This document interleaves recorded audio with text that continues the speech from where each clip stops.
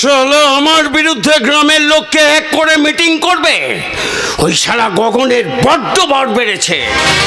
হ্যাঁ দাদা, আপনার কথা মতো এই মিটিং আমি বানচাল করে দিয়েছি। কাল রাতে প্রত্যেকের বাড়িতে বাড়িতে গিয়ে একখানা করে 500 টাকার নোট ধরিয়ে দিয়ে এসেছিলাম, আর বলে এসেছিলাম যে শালা মিটিং এ যাবে একদম ছবি হয়ে যাবে। খুব ভালো কাজ করেছিস, খুব ভালো কাজ করেছিস, দারুণ কাজ করেছিস। আরে বিক্রম, এই শুনলাম নাকি গগনের বাড়িতে একটা মেয়ে এসেছে? হ্যাঁ, ওর নাম পাখি। শুনেছি সিনেমায় অভিনয় করে, নাচ করে, গান করে। আর আপনার ওই ভাগনা টোটা সেই তো স্নিগ্ধাকে তুলে আনতে গিয়েছিল। সেই থেকে প্রতিনিয়ত গ্রামে গন্ডগোল শুরু হয়ে গেছে। ও পাখি নাকি স্নিগ্ধাকে বাঁচিয়েছে। মামা, আমি এসে গেছি। এসে গেছে মামা, সর্বনাশ করার জন্য ভাগ্নে এসে গেছে। হ্যাঁ রে, এসেই মেয়েদের হাত ধরে টানাটানি শুরু করে দিয়েছিস। শেষ পর্যন্ত একটা মেয়ের হাতে মার খেলি। মামা, আমি কি বলছি শোনো, ওই মেয়েটা আমার গায়ে হাত দিয়েছে। ওর কি অবস্থাটা করবো তুমি শুধু একবার দেখো। একদম মাথা গরম করবি না, সামনে ইলেকশন। এবারে ভেবেছি আমি ভোটে দাঁড়াবো। আরে শোন না, বলছিলাম যে ওই পাখি বলে মেয়েটাকে দেখতে কেমন? পাখি বলে মেয়েটাকে দেখতে কেমন রে? এই বুড়ো বয়সে তোমার ভীমরতিটার গেল না মামা। ওই মেয়েটা আমার গায়ে হাত দিয়েছে, ওকে কিন্তু আমি ছাড়বো না। ও তোর গায়ে হাত দেয়নি, ও আমার গায়ে হাত দিয়েছে। কটা দিন অপেক্ষা কর। আচ্ছা বেশ, ও তুমি নয় কটা দিন অপেক্ষা করতে বলছো, আমি নয় করে যাচ্ছি। কারণ তোমার কোনো কথার অবাধ্য তো আমি কোনোদিন হইনি। আচ্ছা মামা, ওই শুনলাম তোমার কোন কারখানার শ্রমিকটা ধর্মঘট করবে বলে নাকি ঠিক করেছে? একদম ঠিক কথা শুনেছিস। আর ওদেরকে উস্কাচ্ছে ওই গগন। এই গগন না শালা আমার সর্বনাশ করার জন্য আদা জল খেয়ে লেগেছে। আপনি এত চিন্তা করছেন কেন দাদা? আমরা তো আছি।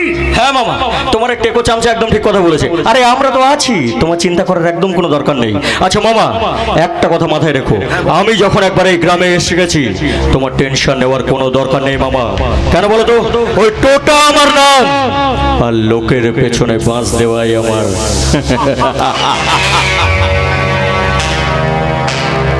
এই বিক্রম, এই বিক্রম শোন না, এই দেখ না, অনেকদিন নাচ গান শুনিনি জানিস তো।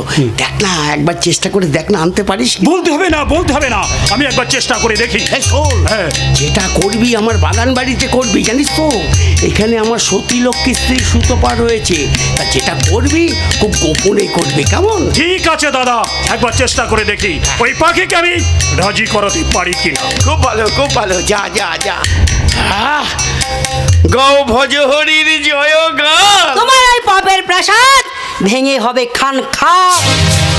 ওই দেখো, তুমি আবার এই শরীর নিয়ে এখানে উঠে আসতে গেলে কেন? আর কত নিচে নামবে তুমি? ভুল করলে। আমি নিচে নামি না, আমি মানুষকে নিচে নামাই। অরণ্য বলছিল দেখো তোমার অরণ্য ভাই হয়ে ভাইয়ের সাথে শত্রুতা করছে, আমার শত্রুদের সাথে হাত মিলিয়েছে, কারখানার ধর্মঘটি শ্রমিকদের সাথে একজোট বেঁধেছে। খারাপ তো কিছু করেনি, তুমি শ্রমিকদের ঠিক মতো মাইনে দাও না। মিথ্যা কথা। না, মিথ্যা কথা নয়। এখানকার মানুষদের কিছু টাকা ধার দিয়ে তাদের জমি তুমি তোমার নামে লিখে নাও। তোমার কাকার সম্পত্তি তুমি জোর করে দখল করে ভোগ করছো। বেশ করেছি, বেশ করেছি। আমি আমার কাকার সম্পত্তি জোর করে দখল করে ভোগ করছি, বেশ করেছি। এ ব্যাপারে তোমাকে মাথা ঘামাতে হবে না। আর হামাবো, কারণ আমি তোমার স্ত্রী। এই বাড়িতে আমি তোমার দাসী বৃত্তি করতে আসিনি। সুতপা, তুমি তোমার মালিক অজয় ব্যানার্জিকে খুন করে তার সমস্ত সম্পত্তি তুমি ভোগ করছো। তার কেউ না জানলে আমি খুব ভালো করে জানি। সুতপা।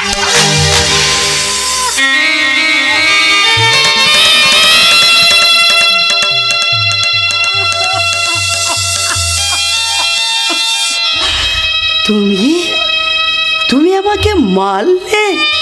টাকার নেশায় এত নিচে নেমে গেছো তুমি?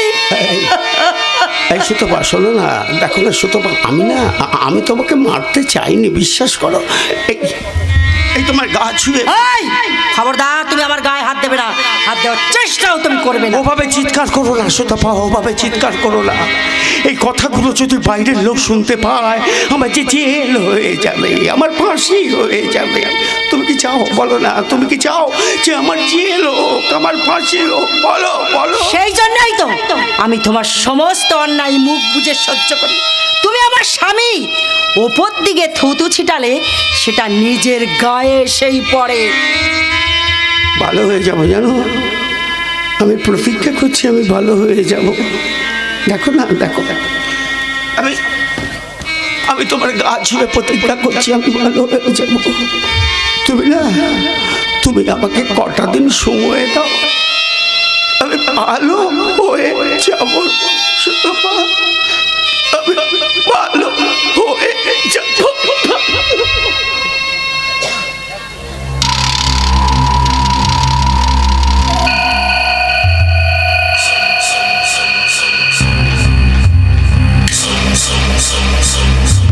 কিন্তু তুমি তোমার দেওরটাকে সাবধান করে দিও, খুব ভালো করে সাবধান করে দিও, সাবধান।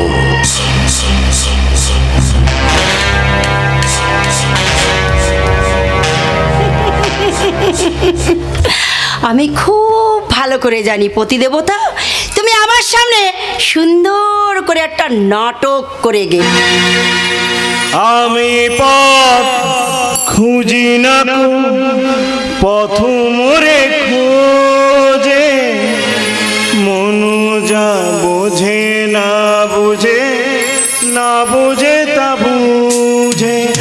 আমি পথ খুঁজি না পথ মোরে খোঁজে, মনু যা বোঝে না বুঝে, না বুঝে তা বুঝে। আমার চতুর্পাশে সব কিছু যায় আসে, আমি শুধু তুষারিত গতিহীন ধারা, গতিহীন ধারা। ঠাকুরপো, আমায় প্রশ্ন করে নীল ধ্রুব তারা, আর কত কাল আমি রব দিশাহারা, রব দিশাহারা। জবাব কিছুই তাই দিতে পারি নাই, শুধু পথ খুঁজে কেটে গেল এ জীবন সারা, এ জীবন সারা। আমার প্রশ্ন করে নীল ধ্রুব তারা, আর কত কাল আমি রব দিশাহারা, রব দিশাহারা। ঠাকুরপো, এসব তুমি কি শুরু করেছো? তুমি তোমার দাদার বিরুদ্ধে কারখানার শ্রমিকদের খেপিয়ে তুলেছো কেন?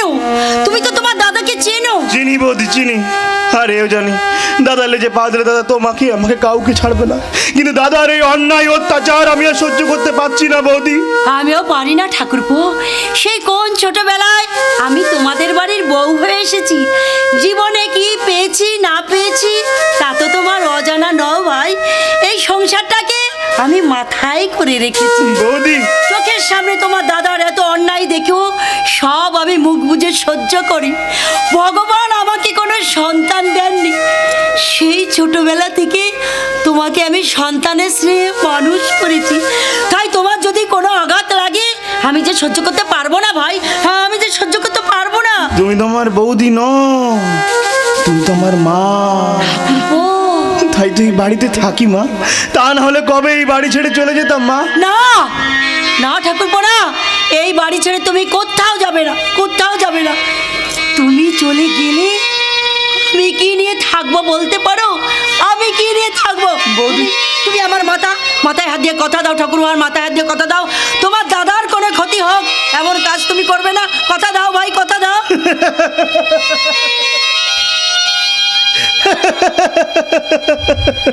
হায় রে, হায় রে, শুধু সাবিত্রী দেশের মেয়েরা স্বামীর মঙ্গল কামনার জন্য সারা জীবন শুধু কেঁদেই গেল, কেঁদেই গেল। ঠিক আছে বৌদি, ঠিক আছে, আমি তোমায় কথা দিলাম বৌদি, কিন্তু বৌদি তুমি কিভাবে সুখী হতে পারবে বৌদি? সুখ এই পৃথিবীতে কেউ সুখী নয় ঠাকুরপো, ভগবান নিজেই তো সুখী নয়। ঠিক বলেছে বৌদি, ভগবান তো নিজেই সুখী নয়। আসলে বৌদি আমরা কখন কি যে চাই বৌদি আমরা নিজেরাই জানি না বৌদি। তাই তো বৌদি সুখের ঠিকানা আজ অজানা, সুখের ঠিকানা আজ অজানা, সুখের ঠিকানা। জীবনে কি চেয়েছিলাম আর কি পেলাম?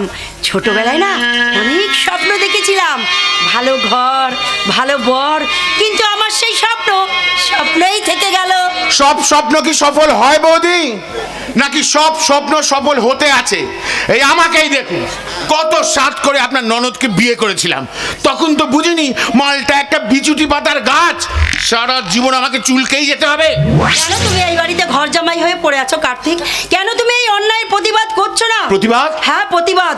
না বৌদি, আমি প্রতিবাদ করতে পারি না, কারণ আমি তো কামিনীকে ভালোবাসি। না, কামিনীকে তুমি ভয় পাও। না বৌদি, আমি কামিনীকে ভয় পাই না। আমি কামিনীকে বলতে পারি আমার সঙ্গে আমার গ্রামের বাড়িতে চলো, নইলে তুমি এখানে থাকো, আমি চললাম। একবার বলে দেখেছো কি হয়? না, এখনো পর্যন্ত বলিনি, হ্যাঁ। তবে আজ মালটার সঙ্গে দেখা হলে বলবে। হ্যাঁ, হ্যাঁ?